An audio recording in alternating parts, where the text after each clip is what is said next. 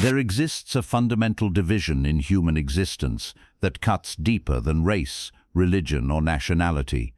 It transcends economic class, educational background, and social status. It is the oldest hierarchy in human civilization, yet it remains largely invisible to those trapped within it. This is the division between those who shape reality and those who are shaped by it, between those who create the rules and those who follow them, between those who take what they want and those who accept what they are given. The ancient Greek historian Thucydides captured this truth in words that have echoed through 25 centuries. The strong do what they can, and the weak suffer what they must. But tonight, we're going to examine an even more disturbing reality. The weak don't just suffer what they must, they obey what they're told, and then create elaborate psychological frameworks to convince themselves that their obedience is actually virtue. This is the most sophisticated form of slavery ever devised. It doesn't require chains, whips, or physical force. It requires only that the weak be taught to believe that their weakness is moral superiority, that their compliance is righteousness, and that their inability to take what they want is evidence of their goodness. Over the next hour, we will explore how this psychological prison operates, why it persists, and most dangerously, how those who recognize its existence can choose to step outside of it. We will examine the mechanisms by which the weak justify their obedience, the strategies by which the strong maintain their position without appearing tyrannical, and the uncomfortable truth that most of what we call civilization depends on the weak's willingness to remain weak. This exploration will challenge every comfortable assumption you hold about fairness, justice, and moral behavior. You may discover that your most cherished beliefs about right and wrong are actually sophisticated rationalizations for accepting a life of limitation and compliance. You may realize that your virtue is your prison and your goodness is your chains. By the end of this journey, you will face a choice that most people spend their entire lives avoiding. Will you remain among the weak who obey and justify, or will you join the ranks of the strong who simply take what they want? Before we can understand how the strong maintain their position, we must first examine the intricate psychological machinery that keeps the weak in their place. This machinery doesn't operate through obvious oppression, but through something far more insidious: the weak's own need to feel morally superior to those who possess what they cannot obtain. The process begins with what psychologists recognize as cognitive dissonance, the mental discomfort that occurs when reality conflicts with our beliefs about how things should be. A person wants wealth but lacks the skills or determination to acquire it. They desire attractive partners but don't possess the qualities that create attraction. They crave respect but haven't developed anything worthy of respect. Rather than acknowledging these gaps and working to bridge them, the weak mind resolves the dissonance through a process of moral inversion. They transform their inability into virtue, their limitations into righteousness, their compliance into ethical superiority. The person who cannot acquire wealth declares that money is the root of all evil. The individual who cannot attract desirable partners claims that physical attraction is shallow. The one who commands no respect insists that seeking recognition is vanity. This inversion serves multiple psychological functions simultaneously. It protects the ego from acknowledging failure. It provides a sense of superiority over those who possess what they lack. It creates a complete worldview that not only explains their position, but makes it seem chosen rather than imposed. Most importantly, it eliminates the need for the difficult work of actual self-improvement. Consider the psychology of someone who has never built anything significant, never created wealth, never commanded respect through achievement, yet spends their time criticizing those who have accomplished these things.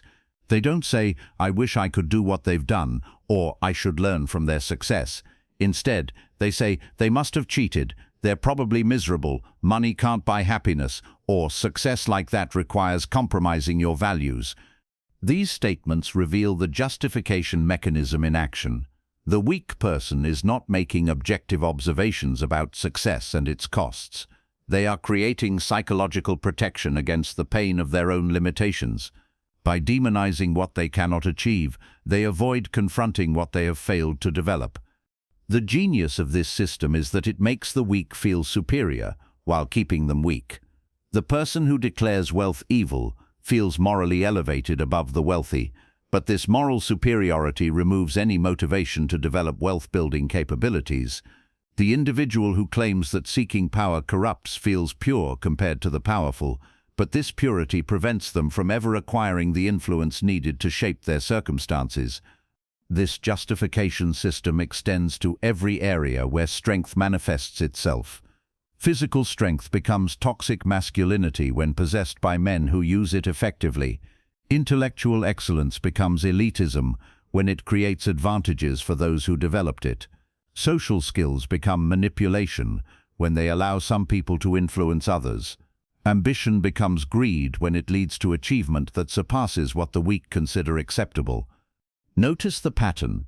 Any quality that enables some people to get what they want more effectively than others is redefined as a moral failing by those who lack that quality. The weak don't ask, "How can I develop this capacity?" They ask, "How can I make possessing this capacity seem evil?" This moral framework serves the interests of the weak by making their weakness seem virtuous, but it also serves the interests of the strong in a way that the weak never realize. By focusing their energy on moral judgment rather than capability development, the weak ensure that they remain weak. By satisfying themselves with feelings of superiority rather than actual improvement, they eliminate themselves as competition. The strong rarely need to suppress the weak directly, because the weak have learned to suppress themselves. They police their own ambitions, limit their own goals, and feel guilty about their own desires for more than they currently have. They've internalized a value system that makes strength seem corrupting and weakness seem pure. This internalization is so complete that the weak often become the most vocal defenders of the system that keeps them weak. They don't see themselves as oppressed, they see themselves as morally enlightened. They don't recognize their compliance as weakness, they experience it as virtue. They don't understand that their justifications keep them trapped. They believe their justifications set them free. The result is a self-perpetuating system where the strong can pursue their interests openly, while the weak convince themselves that not pursuing their interests is actually the superior choice. The strong get what they want, while the weak feel good about not wanting what they can't get. Everyone maintains their position, and the hierarchy remains stable without requiring any obvious coercion. Contemporary society has created the most sophisticated systems for managing the weak that have ever existed. These systems don't look like traditional oppression because they operate through choice, consumption, and moral conviction rather than force. The weak today genuinely believe they are free while participating in their own continued weakness. Consider the modern workplace, where the weak have learned to call their powerlessness work-life balance. The employee who lacks the skills, ambition, or determination to build genuine career power convinces themselves that choosing limitation is actually wisdom. They work their assigned hours, avoid additional responsibilities, and resist opportunities for advancement, calling this maintaining boundaries rather than acknowledging their fear of competition or their lack of capability. Meanwhile, those who understand power work longer when necessary, take on challenges that develop their capabilities, and build relationships that advance their influence. They don't talk about work-life balance because they've found work that engages their deepest ambitions. They've created lives where their professional development serves their personal fulfillment rather than competing with it. The weak employee feels morally superior to the ambitious one, convinced that their refusal to sacrifice everything for success makes them more enlightened.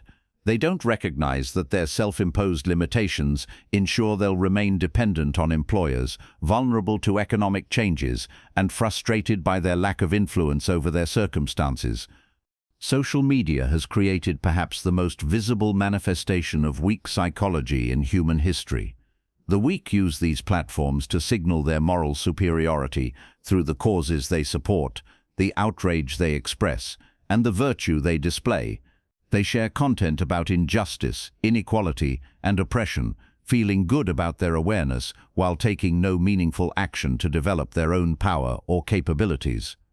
The person who has never built a business shares articles about corporate greed.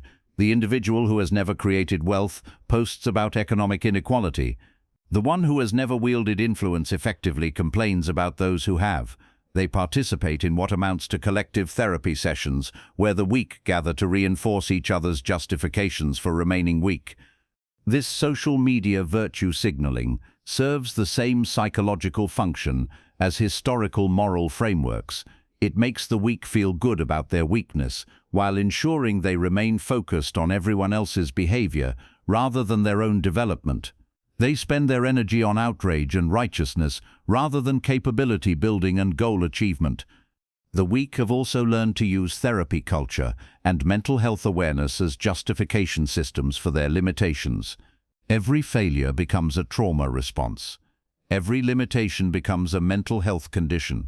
Every reluctance to pursue difficult goals becomes self-care.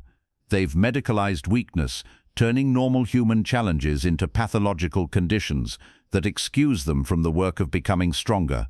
The person who fears social interaction claims social anxiety disorder rather than acknowledging they haven't developed social skills. The individual who avoids challenging work claims depression rather than admitting they lack motivation for difficult tasks.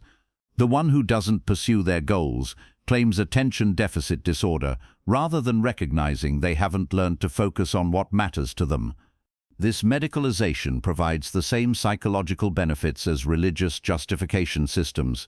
It explains their limitations without requiring them to take responsibility for changing them. Their weakness becomes a condition they have rather than a choice they make, a disease they suffer from rather than a pattern they maintain. Consumer culture has created additional mechanisms for managing the weak's frustrations without actually empowering them.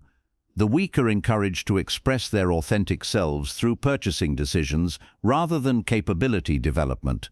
They buy products that signal their values, their personality, and their aspirations while never developing the actual capabilities that would allow them to achieve their goals. The person who wants to be seen as successful buys luxury goods they can't afford, rather than building wealth. The individual who wants to appear environmentally conscious purchases eco-friendly products, rather than developing lifestyle changes that would have meaningful environmental impact. The one who wants to seem socially conscious supports brands with progressive messaging, rather than developing skills that would allow them to create actual positive change. This consumption-based identity formation keeps the weak focused on appearance rather than reality, on signaling rather than achieving, on having the right opinions rather than developing actual capabilities. They become what they buy rather than what they build. Modern democratic politics has perfected the art of giving the weak the illusion of power while ensuring they remain powerless. The weak participate in political processes that promise to give them what they want through collective action rather than individual development. They vote for politicians who promise to tax the wealthy rather than learning how wealth is created. They support policies that promise to redistribute power rather than developing their own power. They focus their energy on controlling what others do rather than controlling what they do. They spend their time advocating for systemic changes that will theoretically benefit them rather than making personal changes that would definitely improve their circumstances. They remain focused on everyone else's behavior while avoiding the work of changing their own capabilities and choices. The genius of these modern systems is that they make the weak feel empowered while keeping them weak, make them feel moral while keeping them ineffective, and make them feel free while keeping them limited. The weak today have more ways than ever to feel good about their weakness, more justifications than ever for avoiding the work of becoming strong, and more distractions than ever from the reality of their continued subordination to those who actually understand how power works. While the weak spend their energy creating elaborate justifications for their limitations, the strong operate according to entirely different principles. They understand that power is not something you justify, it's something you acquire and exercise. They don't seek permission for their ambitions, approval for their methods, or validation for their success. The strong person doesn't waste time explaining why they deserve what they want. They focus on developing the capabilities needed to get it. They don't argue about fairness. They create advantages. They don't complain about the system. They learn to operate within it or change it. They don't seek moral permission for their actions. They evaluate their actions based on results. This fundamental difference in orientation creates completely different life trajectories. While the weak person spends mental energy justifying why they can't achieve their goals, the strong person spends that same energy figuring out how to achieve them. While the weak person focuses on why others don't deserve their success, the strong person focuses on what they can learn from successful people. Consider how the strong approach wealth creation. They don't debate whether seeking wealth is moral or whether current economic systems are fair. They study how wealth is actually created. They develop the skills necessary for wealth creation, and they build relationships with others who understand wealth building. They focus on what they can control rather than complaining about what they cannot. When they encounter obstacles, they don't use those obstacles to justify giving up. They treat obstacles as problems to solve, skills to develop, or connections to build. When they fail, they don't use failure to prove that success is impossible. They use failure as information about what doesn't work and adjust their approach accordingly. The strong understand something that the weak never learn. Results matter more than intentions. Capabilities matter more than beliefs, and actions matter more than feelings. They evaluate their performance based on outcomes rather than effort. They measure their progress by what they've achieved rather than how hard they've tried. This results-oriented thinking extends to how they view morality and justice. The strong don't ask whether their success is fair. They ask whether their methods are effective. They don't worry about whether others approve of their ambitions. They worry about whether their ambitions are achievable. They don't seek moral permission for pursuing their goals. They seek practical strategies for reaching them.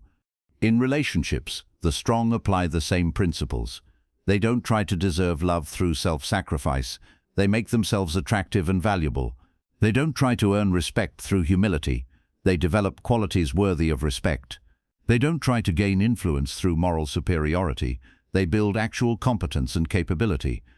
The strong person chooses relationships based on mutual benefit rather than need or obligation. They maintain relationships that enhance their life and capabilities, while ending relationships that drain their energy or limit their potential. They don't feel guilty about being selective because they understand that their time and energy are valuable resources that should be invested wisely. This selectivity often makes them appear cold or calculating to the weak, who have been taught that universal kindness and self-sacrifice are virtues. But the strong understand that being selective about relationships allows them to be more valuable to the relationships they do maintain. They can give more to fewer people rather than giving little to everyone. In their careers, the strong focus on developing valuable skills rather than trying to be liked by everyone. They seek opportunities that challenge them and develop their capabilities rather than positions that are comfortable and secure. They negotiate for compensation that reflects their value rather than accepting whatever is offered.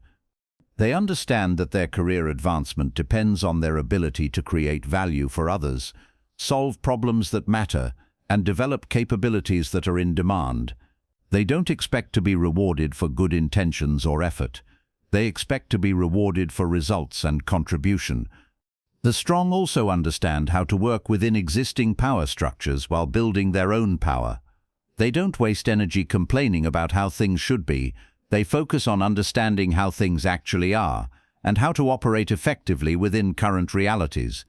They build relationships with other strong people because they understand that power tends to cluster around those who already possess it. This doesn't mean they never challenge existing systems, but when they do challenge systems, they do so from positions of strength rather than weakness. They build alternative structures rather than just criticizing existing ones. They create new possibilities rather than just complaining about current limitations. Perhaps most importantly, the strong understand that strength is not a fixed trait, but a set of capabilities that can be developed. They don't see themselves as naturally superior to the weak. They see themselves as people who have chosen to develop capabilities that the weak choose not to develop. They know that anyone could potentially become strong if they were willing to do the work and make the choices that strength requires. This understanding makes them less judgmental toward the weak than the weak are toward them. They don't need the weak to be evil to feel good about their strength. They don't require the weak's approval or validation. They understand that the weak's justifications are psychological coping mechanisms rather than moral truths, and they don't take those justifications personally.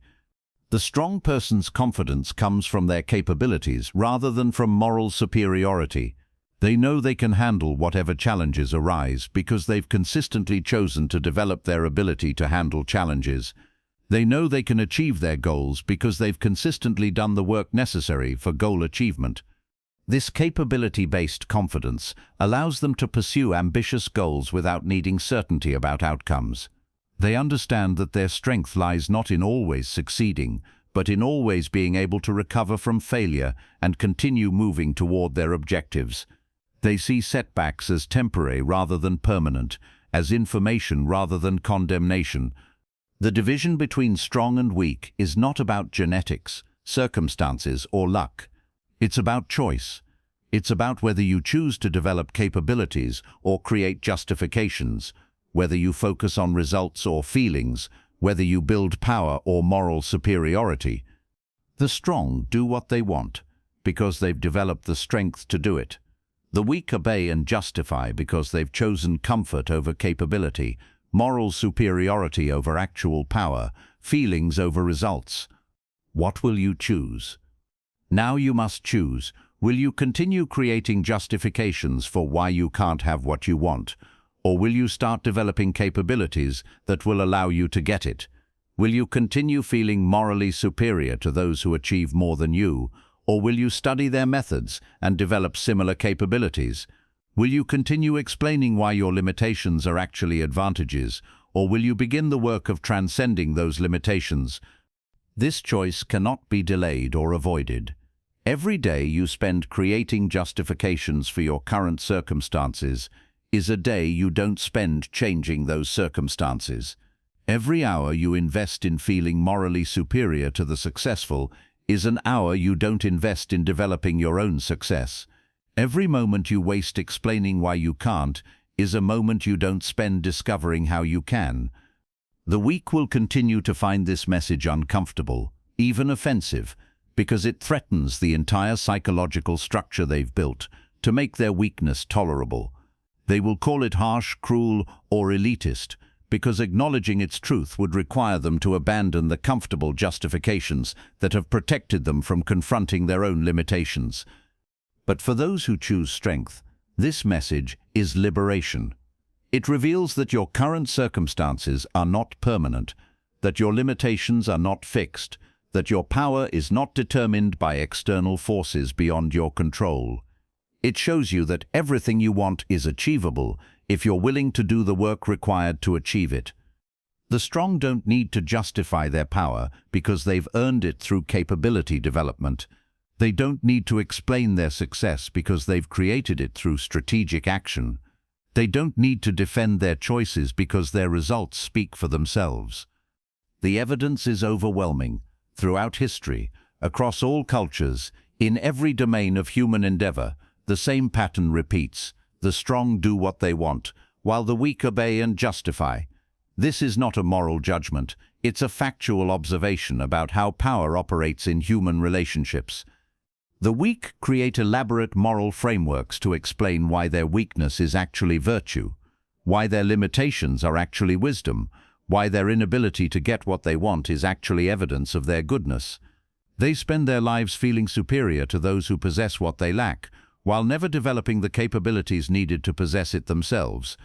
The strong, meanwhile, focus their energy on developing capabilities, building relationships, and creating value that allows them to shape their circumstances according to their desires. They don't seek moral permission for their ambitions. They seek effective strategies for achieving them. They don't waste time justifying their goals. They invest time in reaching them.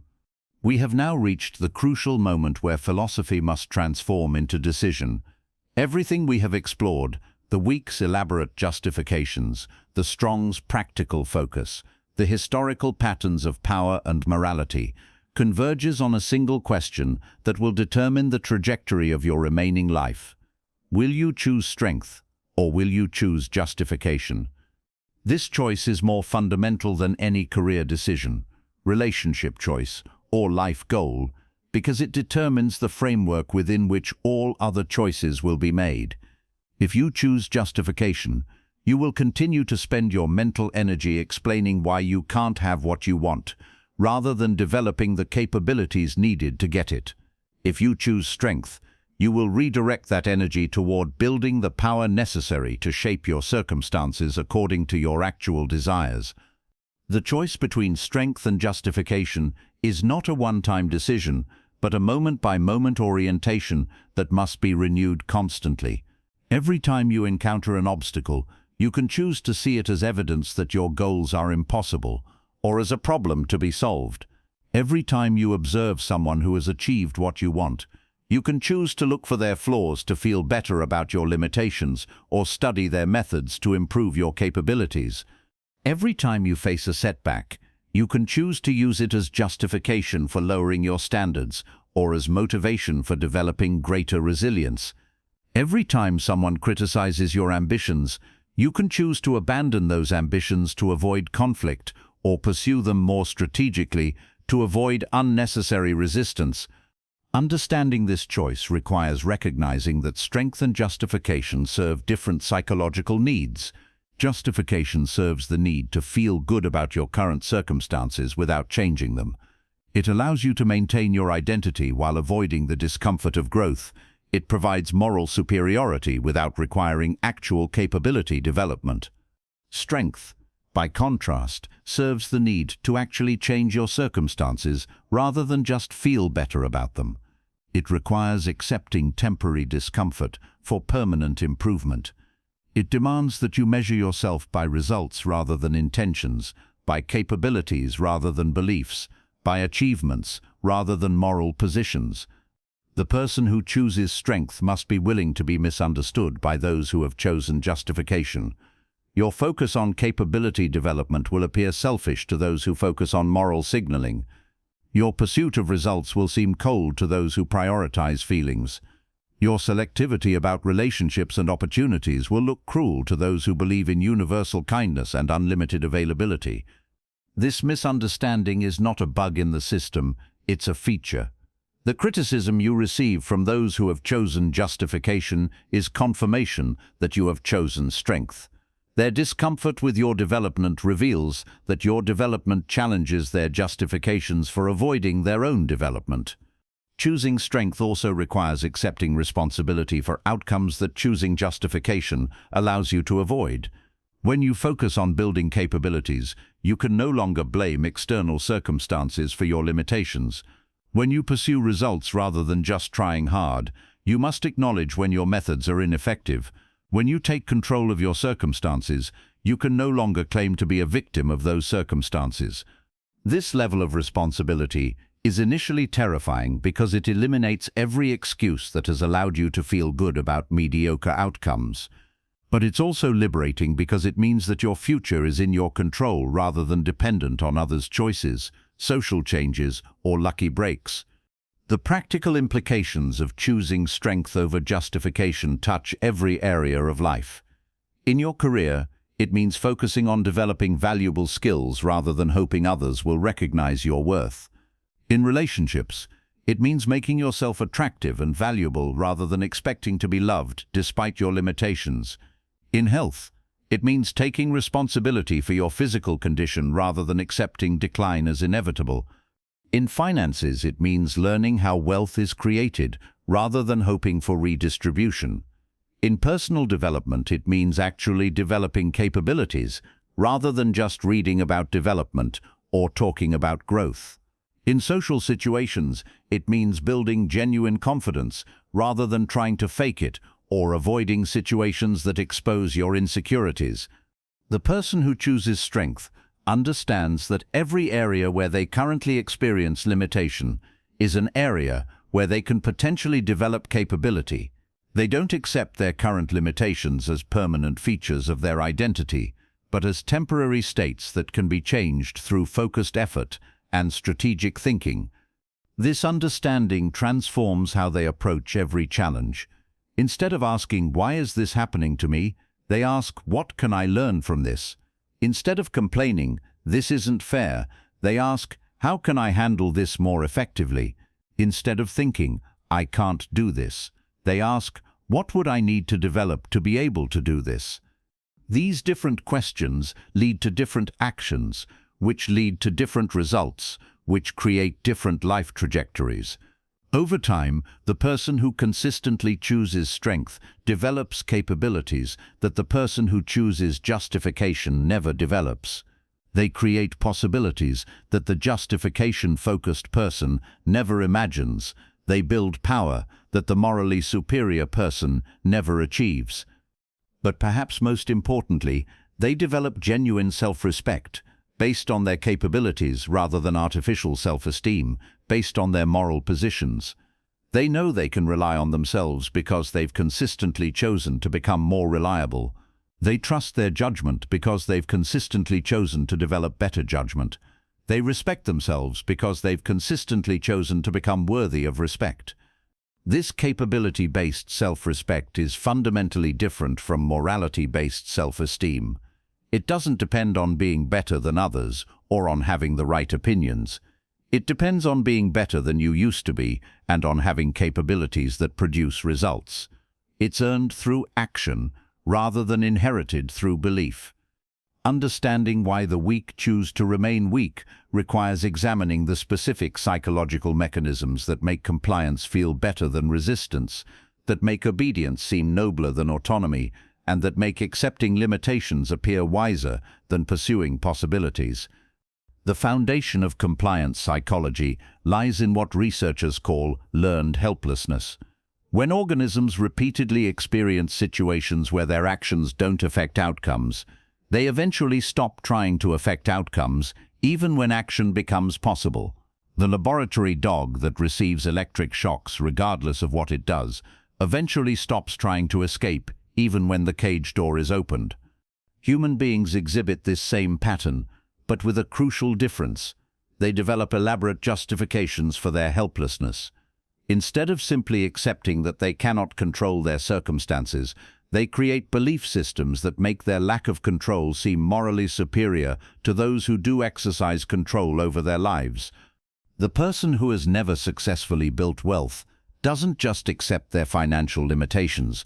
They develop philosophies about why pursuing wealth is spiritually corrupting.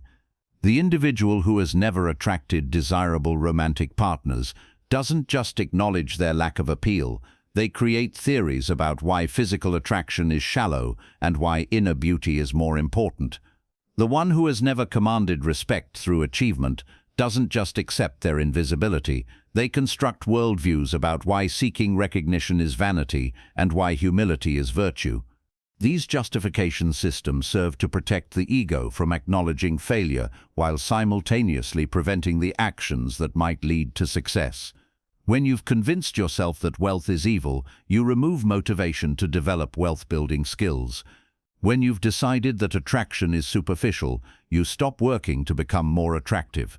When you've concluded that seeking recognition is vain, you avoid developing anything worthy of recognition. The psychological payoff is immediate and powerful.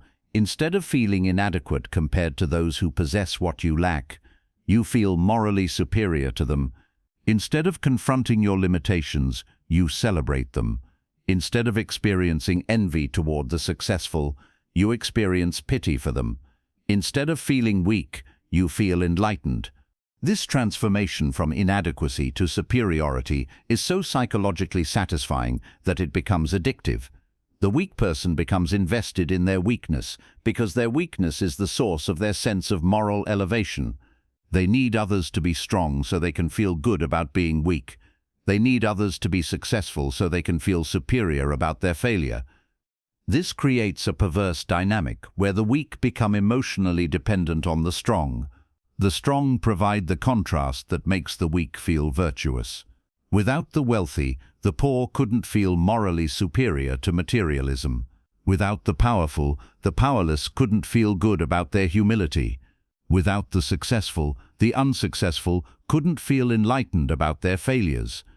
The weak person's identity becomes so intertwined with their weakness that strength becomes psychologically threatening. If they were to become successful, wealthy, or powerful, they would lose their source of moral superiority. They would have to acknowledge that the people they've been judging were not actually evil, that the achievements they've been dismissing were not actually corrupting, that the power they've been fearing was not actually devastating to one's character. This psychological investment in weakness explains why the weak often resist opportunities for genuine improvement. The overweight person who has convinced themselves that thin people are vain may sabotage their own diet attempts. The financially struggling individual who has decided that wealth corrupts may avoid business opportunities. The lonely person who has concluded that popular people are shallow may resist developing social skills. Their weakness has become their identity, their limitation has become their virtue, and their compliance has become their righteousness. Changing their circumstances would require changing their entire sense of self, admitting that their moral frameworks were self-serving rationalizations, and acknowledging that they've wasted years feeling superior instead of becoming capable. The compliance psychology goes deeper than individual self-deception. It creates what sociologists call false consciousness, a condition where people's beliefs about their situation prevent them from recognizing or acting on their actual interests.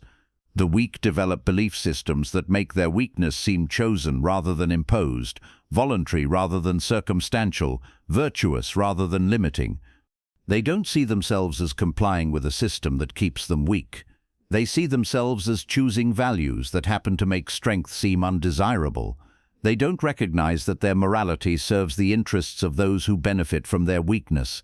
They believe their morality serves universal justice. They don't understand that their compliance is what maintains the power of those above them. They think their compliance demonstrates their goodness. This false consciousness is reinforced by what psychologists call confirmation bias, the tendency to interpret new information in ways that confirm existing beliefs rather than challenge them. The weak person encounters evidence of successful people being happy and fulfilled, but they focus on any signs of stress or imperfection to confirm their belief that success brings misery. They observe powerful people who seem genuinely content, but they assume these people must be hiding their true feelings or corrupted by their power. Any information that challenges their justification system gets filtered out or reinterpreted to support their existing beliefs. They become immune to evidence that might motivate them to change, because accepting that evidence would require them to abandon the psychological frameworks that make their weakness tolerable. History reveals an uncomfortable truth that most people prefer to ignore. Moral systems are not discovered by philosophers seeking universal truths. They are created by those in power to maintain their position and accepted by those without power to cope with their subordination. Every major moral framework that has shaped human civilization bears the fingerprints of this dynamic. Consider the rise of Christianity in the Roman Empire. The early Christian message, "Blessed are the meek, the poor, the persecuted," was not a universal revelation about goodness. It was a moral system perfectly designed for people who had no power in the existing social order. It promised that their weakness in this world would be rewarded in the next, that their inability to compete effectively was actually spiritual superiority, that their suffering under Roman rule was evidence of their righteousness. This moral framework served the psychological needs of the powerless while posing no threat to the powerful. The Roman elites didn't need to suppress Christianity through force alone, because Christianity taught its followers to accept their subordinate position willingly. The meek would inherit the earth, but conveniently, not until after death. The poor were blessed, but they should remain poor and content with their poverty. Earthly power was corrupting, so seeking it was spiritually dangerous. Meanwhile, those same Roman elites who officially converted to Christianity continued to exercise power, accumulate wealth, and shape the world according to their interests. They simply learned to frame their power in Christian language. They ruled by divine right rather than by force. They accumulated wealth as stewards of God rather than through personal ambition. They maintained their position while appearing to embrace the same moral system as their subjects. This pattern repeated throughout history with remarkable consistency. Every successful moral system tells the weak that their weakness is virtue, while providing the strong with ways to justify their strength. Medieval feudalism convinced peasants that their servitude was part of God's natural order, while allowing nobles to claim divine sanction for their dominance. The caste system in India taught that accepting your assigned position was spiritual duty, while ensuring that those born into power remained there. Modern democratic societies have created perhaps the most sophisticated version of this dynamic. The weak are told that they have power through voting, while remaining economically and socially powerless in their daily lives. They're given the illusion of participation in decision-making, while the actual decisions that shape their lives are made by those with real power, economic, media and political elites who understand how to operate within and around democratic institutions. The genius of modern moral frameworks is that they've made this dynamic almost invisible. The weak don't see themselves as subjects of the powerful. They see themselves as citizens with equal rights. They don't recognize their economic powerlessness as subordination. They see it as temporary setback in a fair system. They don't understand that their moral beliefs about fairness and equality keep them from developing real power. They believe these beliefs make them good people. Consider how modern societies handle economic inequality. Instead of acknowledging that some people are better at creating wealth than others, the moral framework insists that all inequality is injustice. This belief satisfies the weak's need to feel that their lack of wealth is not their fault, while preventing them from examining what wealthy people do differently that they could learn from. The weak person feels morally superior to the wealthy person while remaining financially weak. They support policies that promise to redistribute wealth rather than developing the capabilities that create wealth. They focus on taking from those who have rather than becoming those who have. Their moral framework keeps them focused on everyone else's behavior rather than their own development. Meanwhile, those who understand wealth creation continue creating wealth, often while publicly supporting the moral frameworks that make the weak feel good about remaining weak. The successful entrepreneur advocates for higher taxes on the wealthy while structuring their own finances to minimize tax impact. The powerful politician speaks about equality while building personal power and influence. The wealthy celebrity promotes anti-materialistic values while living in luxury. This is not hypocrisy in the usual sense. It's the natural result of understanding how power actually works. The strong know that moral frameworks are tools, not truths. They use the moral language that maintains social stability while pursuing their interests through the methods that actually work. The weak, however, believe that moral frameworks are universal truths that everyone should follow equally. They don't realize that their moral beliefs are specifically designed to keep them weak while providing the strong with justifications for remaining strong. They think everyone is playing by the same rules when actually there are two different games being played, one for those who understand power and one for those who don't. This historical pattern reveals why the strong rarely need to use force to maintain their position. Much more effective is creating moral systems that make the weak feel virtuous about remaining weak. Give people beliefs that satisfy their psychological needs while ensuring they never develop real power, and they will enforce their own subordination more effectively than any external oppression could achieve. The most successful rulers throughout history were not those who dominated through fear, but those who dominated through moral frameworks that made their subjects grateful for their subordination. They convinced the weak that obedience was virtue, that compliance was righteousness, and that accepting limitation was spiritual enlightenment.